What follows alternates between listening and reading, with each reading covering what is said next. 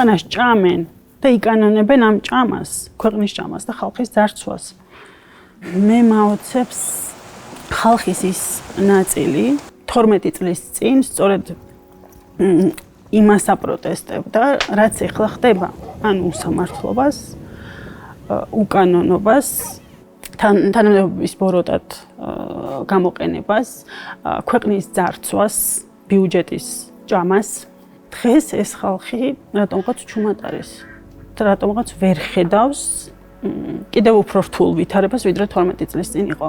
როგორ შეიძლება ეს ვერ დაინახო, არ დაინახო, თვალი და ხუჭო და თან აქეთ ცილი დამწამო რომ ჩემზე მეტი პატრიოტი ხარ შენ?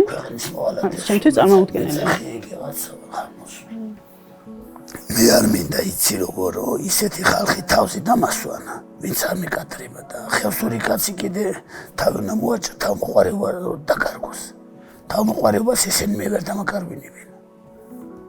ურჩევნია რომ მაშინ მომიცილონ. რას აპირებთ თქვენ? მე გამწარებო.